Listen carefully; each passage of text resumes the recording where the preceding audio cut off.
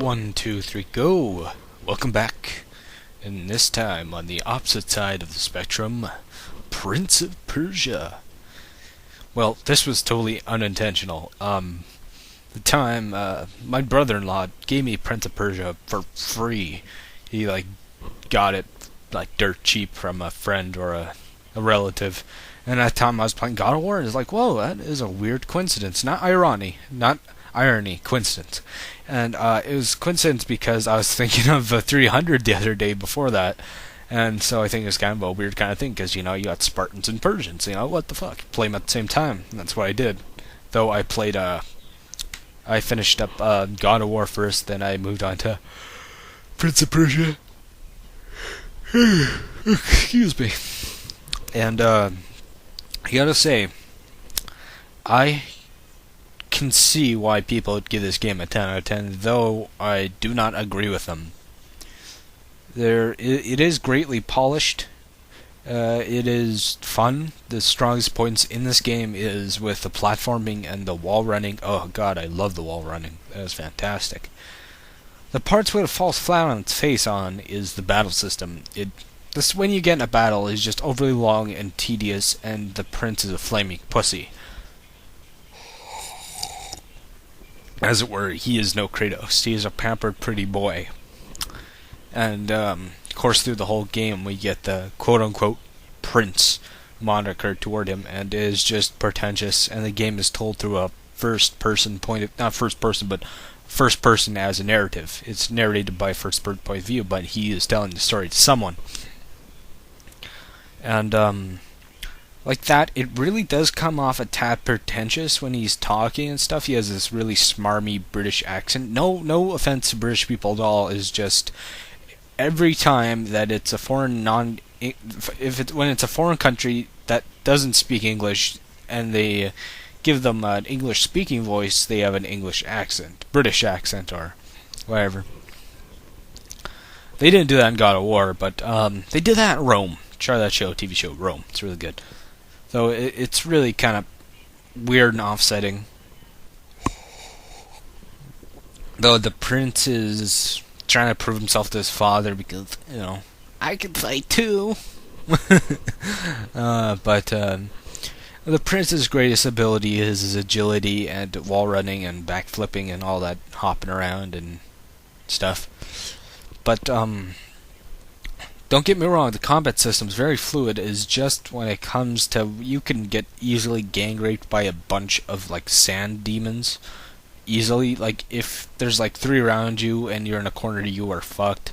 Because, they'll spam blocking your attacks, and it just gets really, really, it just gets really annoying after a while. It's just fuck. It's these things can do consecutive 2 hits in a row and just shave off your health so fast.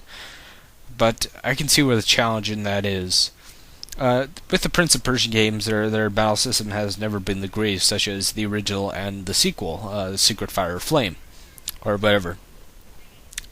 But I do enjoy the fluidity of the gameplay. I love wall running and flipping off pools and the puzzles. The puzzles are really fun.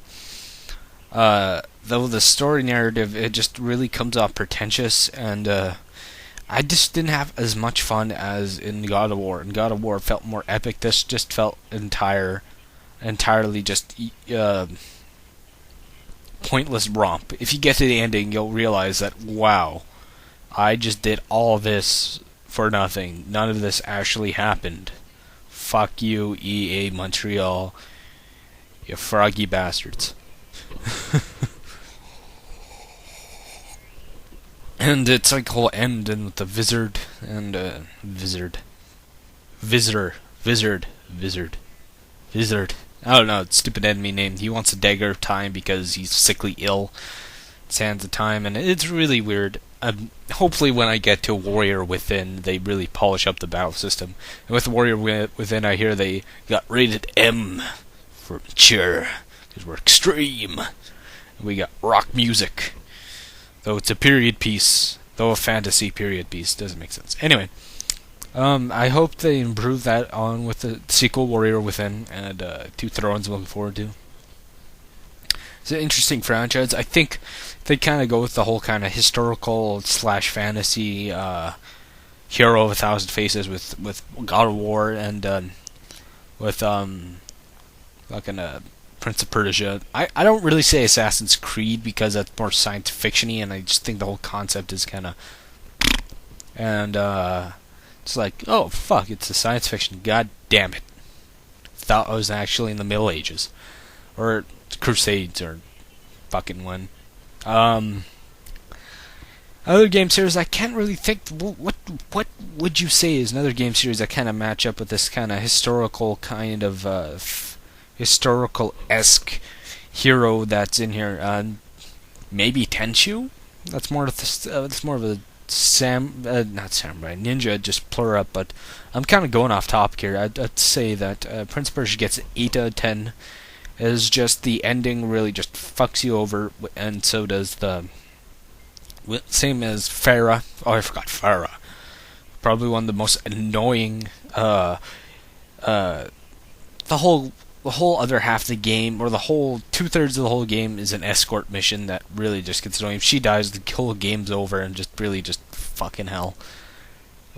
So it's not as bad as Silent Hill 4, where escort, like the whole other game becomes an escort mission. Is just really, and she can shoot you too with her arrows, and she's like, "Oh, sorry." All she does is fucking gasp and try to take your dagger. That's about it. Watch out! He's just like, "Oh, fucking shut up, bitch! I'm trying to wall run."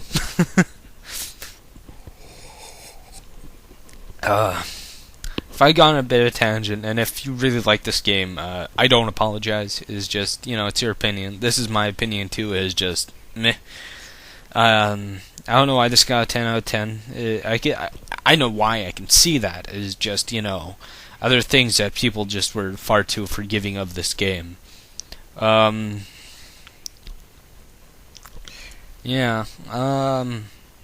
Fuck. Goddamn, the prince is a pussy. Falls more than 10 feet.